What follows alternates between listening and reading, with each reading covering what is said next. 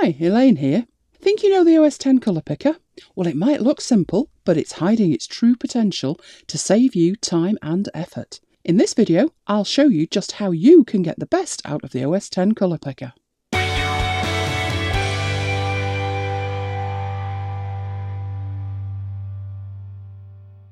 Well, before we delve into its secrets, let's take a look at the OS X colour picker in general.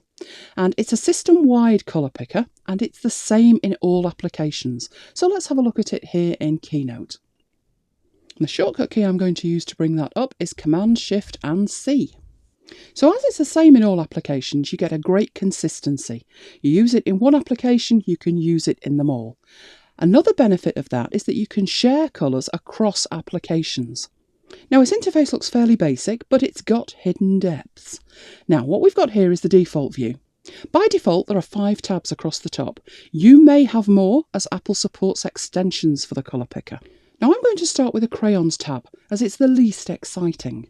So that's the last tab on the top.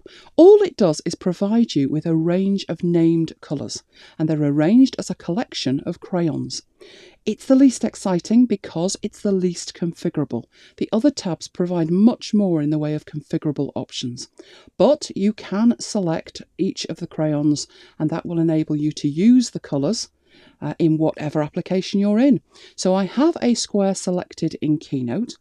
I'm going to choose that peach one, cantaloupe there, and to apply it from here with the crayons, simple drag and drop. But the other tabs are far more interesting. So moving over to the colour wheel. Now this gives you a centre circle or a colour wheel, which provides a range of colours.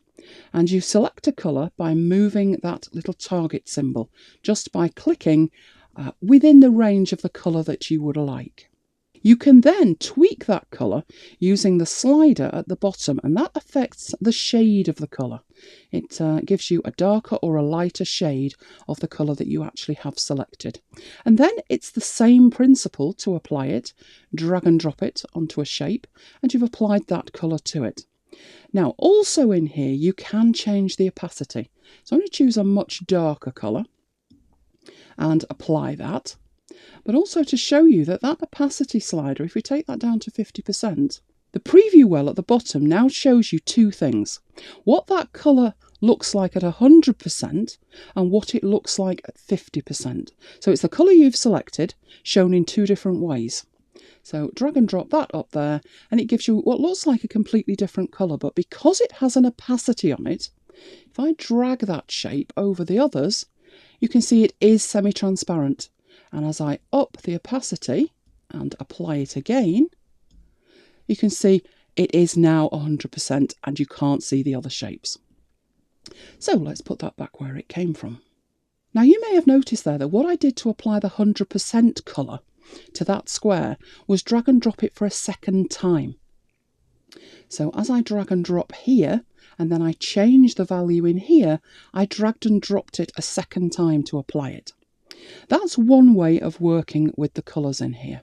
But there is another way, which is once you have selected the object that you wish to change the colour of, if over here, and I know this is Keynote, but it works the same in Pages and Numbers and many other applications, you have this little button and it says click to show more colours or create your own. When you click that, it gets a blue background.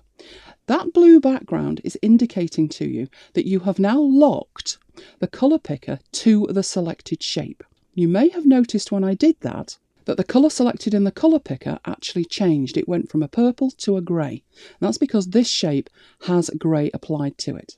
But now, as I move around, I can choose different colours. You can see what's happening to this shape. It's automatically updating.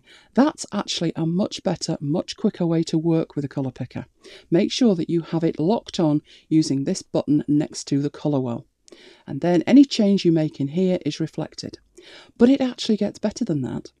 Because if I change shape, you'll notice that the blue background is still there. So I can just carry on. I don't have to repeatedly lock the colour picker to each individual shape. I can just move through the shapes and apply different colours. So that's a much quicker way of working. Now, once I've done all that, I've got all these lovely colours. If I move down to this one, which is a grey one, and I would like it to be the same colour as the green one, what colour is that? Well, I could go back to my colour picker and I could try sliding around until I can get it almost right, but I'm probably not going to get it 100%. So for that, you have an eyedropper tool at the bottom of the colour palette. You click that and move over any element on the screen and it will pick up that colour. Now, when I say any element, I really do mean that. It's not just shapes or text or pictures. It's any element on the screen. So if I get that eyedropper again and I move up to one of the interface elements, so this little table button, and I want that yellow, I can actually click on there as well. So it's anything that you can see on the screen and it picks up that colour. So that's one way to speed it up. But if you repeatedly want to use that yellow and the green and the red, say, you don't want to have to go back to somewhere that you've got a reference image for it. You need to be able to do it from the colour picker to do it as fast as possible. And the way to do that is to add a colour. So this colour that we've got selected here is the one in this shape on the left hand side. You can click and drag that over to these colour wells at the bottom of the colour palette. In fact, you can actually reveal more of them. I like to call those colour car parks. It's where you park the colours that you need to use frequently. So let's go and get the red. And that can be added there. And go and get the green and add the green. And there we go. That means as I click around other shapes, it's really simple to choose the colour that I want and apply it. I don't have to go and pick it up from anywhere else. It's available for me consistently within this application and across other applications. And I'm just going to add one more colour there. I think I'll choose that purple. And I've got 4 colours that we can play with down the line. But moving on to the next tab, which is the colour sliders. And in here you have a drop-down box that reveals 4 available sets of sliders. You've got your grayscale slider, the RGB sliders, the CMYK sliders, and the HSB sliders. And they're just different ways of expressing colour. Very simple to work with. You've got a few options. You can use the sliders to just select a colour by sliding it. And if you can see what's happening on the left here in this square shape, because it's locked on, it's updating automatically. So we'll choose a very bright green there. But that's not the only way that you can work with the colour sliders. If you actually happen to know the colour reference to use, so in RGB, a colour is made up of 3 numbers, a red component, a green component, and a blue component. If you knew those numbers, you could actually type them in.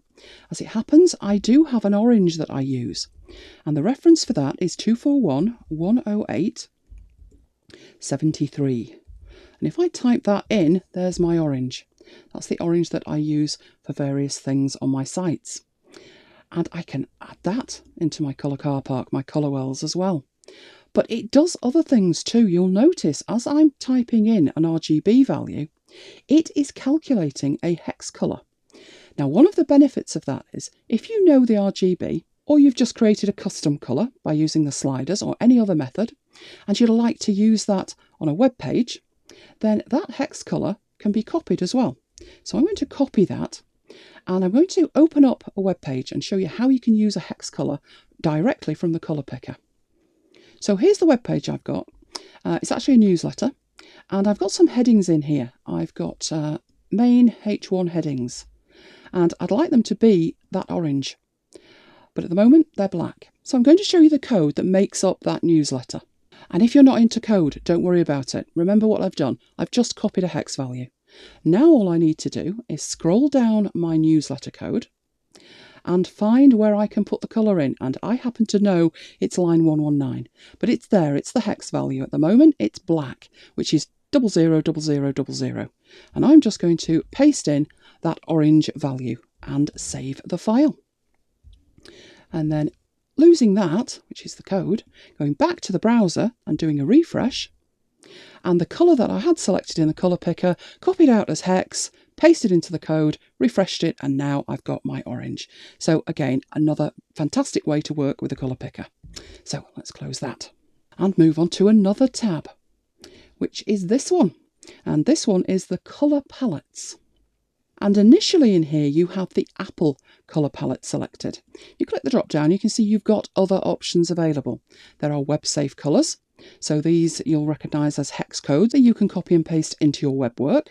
You can also search for a colour. So if you happen to know the beginning of your code, or actually anywhere in it. So I know I have a colour and it starts with 66. And the next two characters are FF. And as soon as I start doing that, it's filtering out for me irrespective of where they are. So it's giving me a selection there. And I happen to know that the last numbers are 66. And it's a nice pale green there. So you can search in your palettes there. Now let's have a look at some of the others. There were crayons. Those crayons are the same colours as we saw in the crayons tab earlier. They are those colours there. Exactly the same, just a different way of selecting them. So if you particularly know that you're looking for a colour and the name of that is honeydew, but you don't know what it looks like, you can use the search to start typing for it. And it will filter down and just show you words with honey in there. So crayons. You'll also notice in here that it's extensible because I have a colour palette called Scrivener, and that has actually been installed on my machine because I have the application Scrivener installed, and that's actually used there for the highlighting colours within Scrivener. Other options I've got are the developer colours.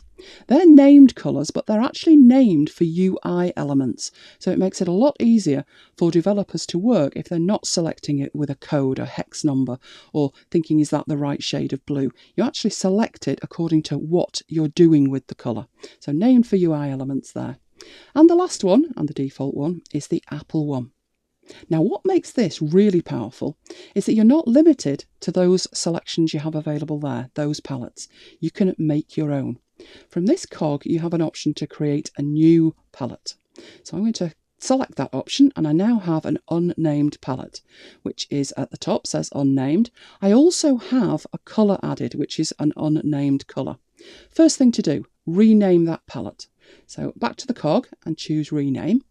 And this one I'll call Acme website. There we go. And I have that colour, which I'm not really interested in. Not really bothered about that colour, but I do want to add some colours to it. So I'm going to use these colours at the bottom here and drag and drop these up into it. And there you'll see it adds them.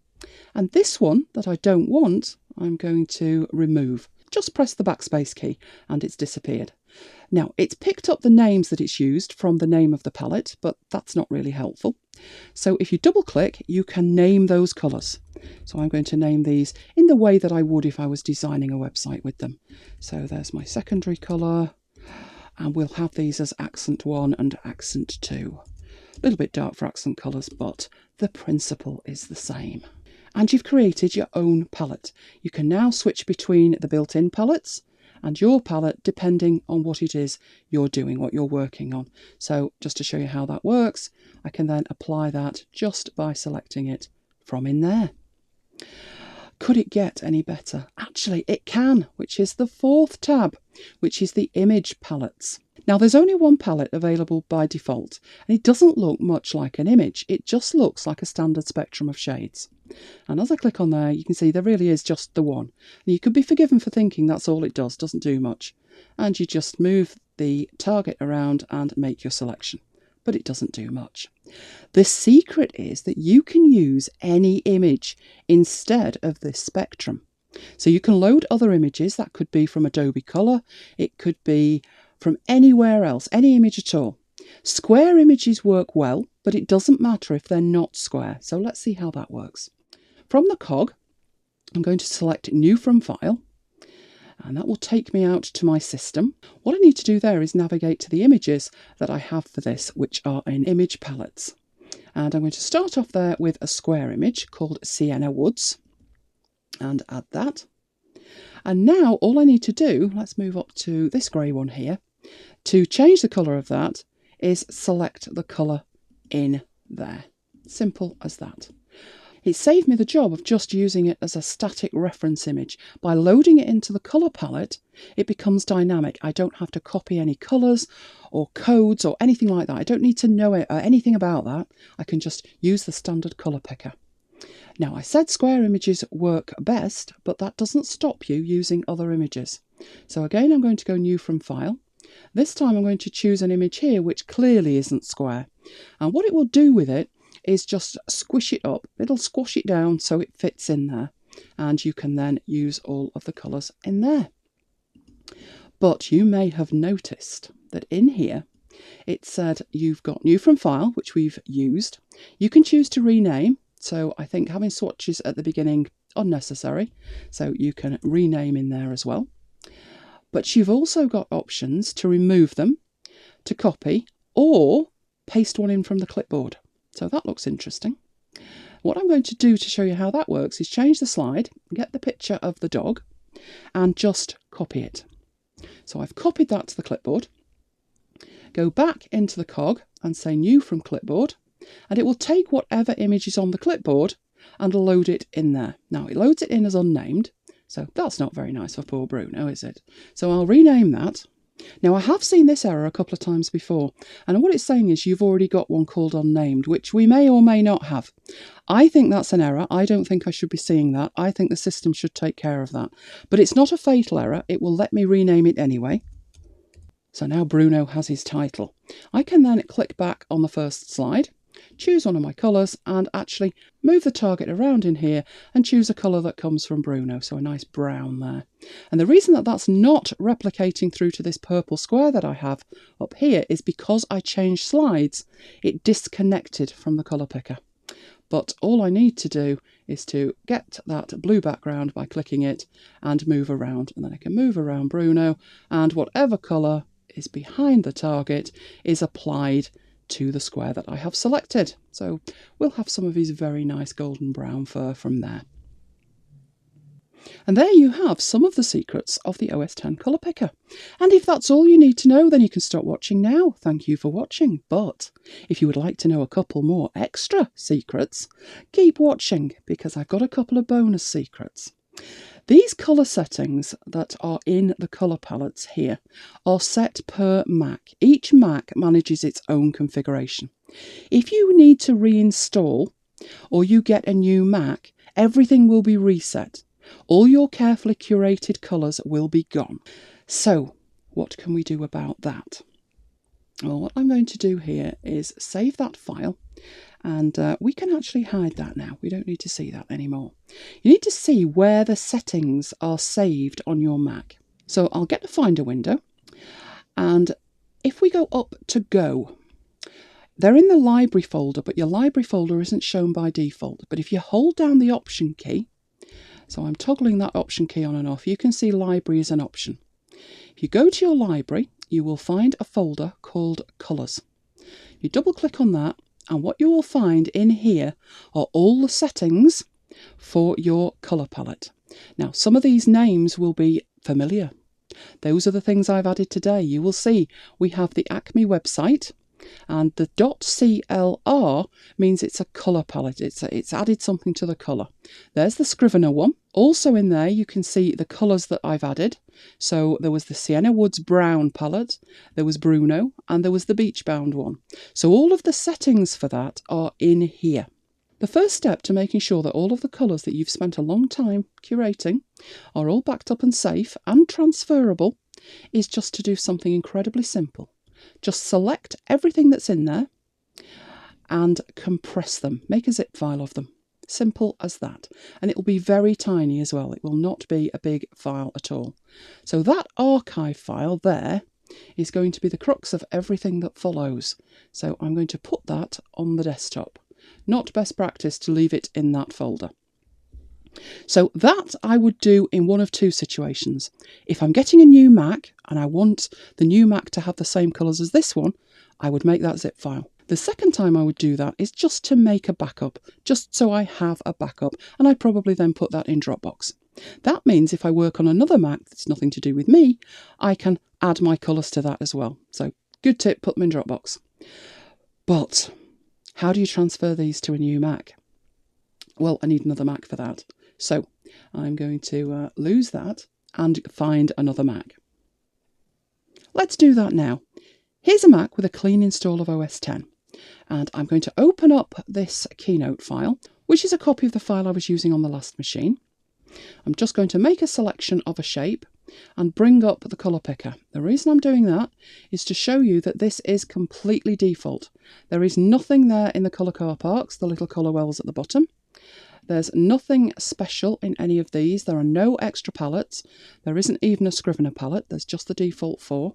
In here where there's images, there's no extras. So it is completely default. So I'm going to close down Keynote and I'm going to transfer to this second Mac the file from the first Mac. So let me do that. So there's the file there. Next thing to do, go to the library folder. So up to go, hold down the Option key and bring up the library. Double click on the colours and you're almost ready to go. Unpack the zip file by double clicking it, which creates a folder called Archive, and within there we have exactly what we had on machine number 1. Simple process to just drag and drop those across. You can then delete that folder, doesn't matter at all. And your colours are in there. To prove the point, we'll open up the file in Keynote again, choose one of the boxes and bring up the colour palette and have a look through it. First of all, the colour car parks, your colour wells, have got colours in them. They are exactly the same colours that were there on Mac number 1. If we look at what is available within the images, there's the browns, the sienna woods, there's Bruno, and there is the beach bound ones. And if I go back to this one, I also have in here the Acme website and also Scrivener, because it transferred that from the first machine. So everything that was there on the first machine appears on the second. And one final tip. So I'm going to close down Keynote. And while we're here, if you've been working with a colour picker for a long time or playing around just testing out its secrets, one thing you might wish is that you could just reset the entire thing to its factory defaults. And the good news is that you can. But first, a warning. Be careful. Don't delete any settings that other apps rely on. So for example, the Scrivener settings. It's also wise to back everything up before you start, just the way that I did it on the first Mac. And then to reset everything, navigate to the same colours folder in the library, move everything that's in there apart from what you want to save to the trash, then empty the trash, and that's it. You've reset it. So to see that, we'll open up Keynote again, go in here, and check that we only have what we should have, which is yes, the Acme website's gone, and over in the Images palette, there is just the one, which is Spectrum. So let's recap. The OS X colour picker is system-wide. You'll find it in most apps on OS X. It provides great consistency for you when you're working. There are 5 default tabs. We started with crayons, just a range of named colours displayed as crayons. Moved on to the colour wheel, which is a range of colours and variations in shades of those colours. The colour sliders, which are 4 built-in sets of colour sliders. The colour palettes, which are a range of colour palettes including WebSafe, hex values and more. It's extensible, so you'll find app-specific settings such as Scrivener in there. Also, the custom collections you can make yourself. The final tab we looked at was tab number 4, the image palettes, where you can extract colour palettes from images, where you load those images into your colour picker. Then we looked at managing the colour palettes, backing up your settings, transferring settings between users and also between Macs, and finally resetting your colour picker to clear the colour wells and all of the other configurations that you had made. Well, I hope that helps you, and if you want new tutorials and tips and tricks on a regular basis, check out my free training at elainegiles.com/VIP. If you enjoyed this video, then give it a thumbs up, and I always appreciate it when you share it with your friends. If you have any requests for specific tutorials, be sure to contact me. I would love to hear from you. Thanks for watching, and I'll see you next time.